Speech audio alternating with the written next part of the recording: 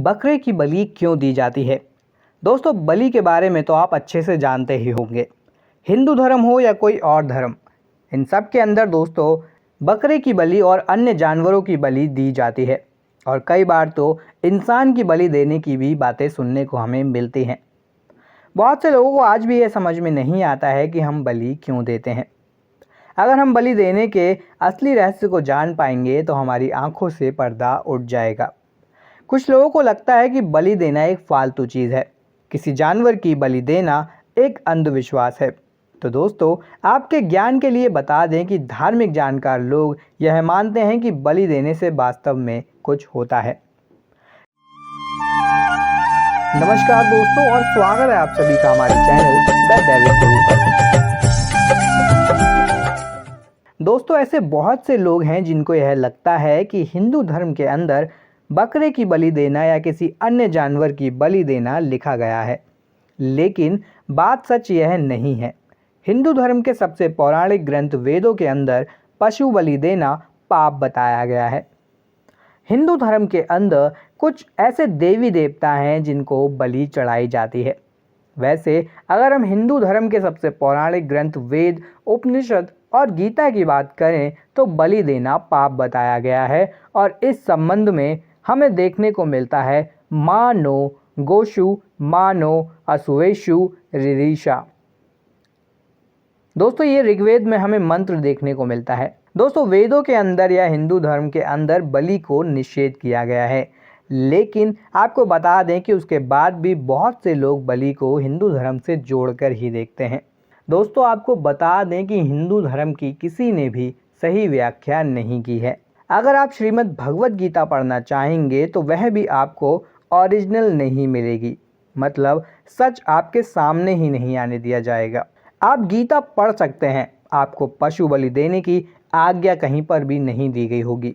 दोस्तों, एक बार आप घर पर गीता मंगवा कर ज़रूर पढ़िए। अगर आप बलि देते हैं तो आप असुर और दानवों की श्रेणी में आ जाते हैं।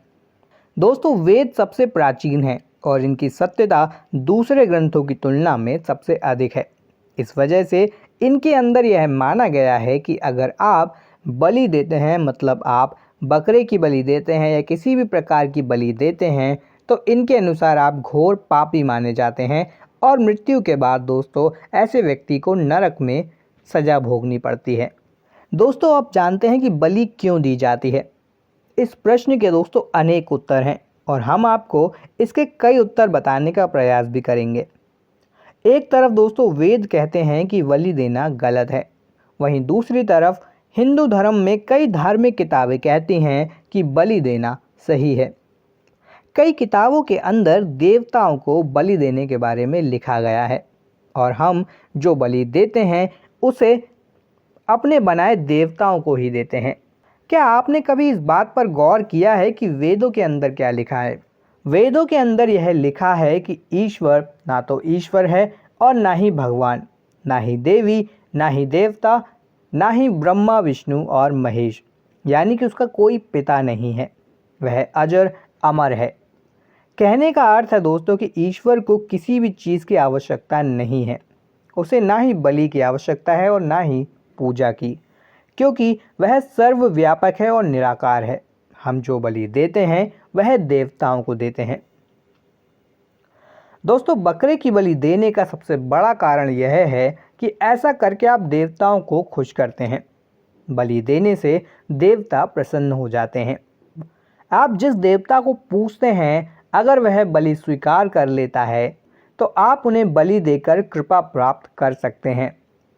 बहुत से लोग जो देवी काली की पूजा करते हैं या भैरव की पूजा करते हैं, वे बलि देकर देवी को खुश करने का प्रयास करते हैं।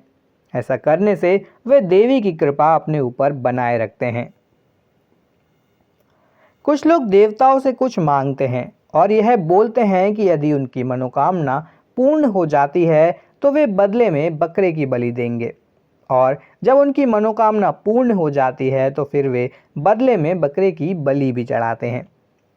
वे बकरे की बलि सिर्फ उन्हीं देवताओं के लिए बोल सकते हैं जो कि इसको स्वीकार करने की आज्ञा देते हैं। अगर उनको इसको स्वीकार करने की आज्ञा नहीं करते हैं तो उनको बकरे की बलि चढ़ाई नहीं जा सकती। दोस्तों, कुछ ज्ञानी लोगों ने मंदिरों के अंदर बलि देने की परंपरा की स्थापना कर दी है और इस वजह से अब यह परंपरा हमेशा से चलती आ रही है।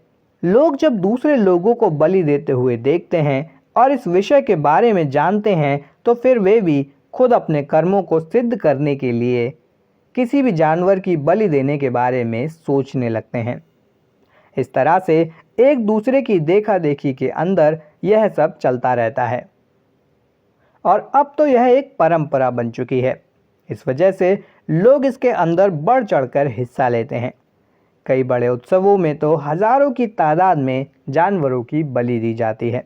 दोस्तों, देवताओं को हम बलि देते हैं, चाहे वह बलि बकरे के रूप में हो या किसी अन्य रूप के अंदर।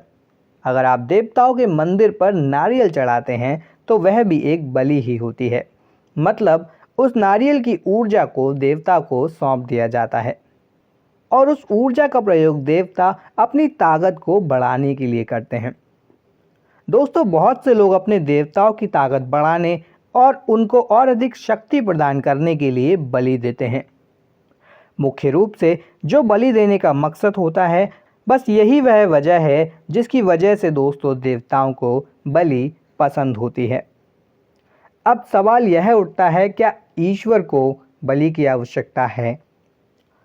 दोस्तों, हर विधान के अंदर देवताओं को बलि देने के बारे में जोड़ा गया है, लेकिन कभी भी परम ब्रह्म या जो निराकार ईश्वर है उसे बलि देने की बात नहीं कही गई है और ना ही उसे कोई बलि देता है और ना ही उसे किसी तरीके की बलि की आवश्यकता होती है, क्योंकि वो ही सर्वे सर्वा है और उसी के अंदर सब कुछ है। तो दोस्तों, अब आप समझ गए होंगे कि ईश्वर को बलि क्यों दी जाती है। आशा करते हैं कि वीडियो आपको ज्ञानवर्धक लगा होगा। वीडियो पसंद आया हो तो वीडियो को लाइक और शेयर ज़रूर करें। साथ ही आप चैनल पर नए हैं तो चैनल को सब्सक्राइब करें और जुड़ें हमारे चैनल द दैविक गुरु के साथ ऐसी ही और भी ज्ञानवर्धक वीडियोस को पाने के लिए। वीडियो में आप सभी अंत तक जुड़े रहे, उसके लिए आप सभी का धन्यवाद।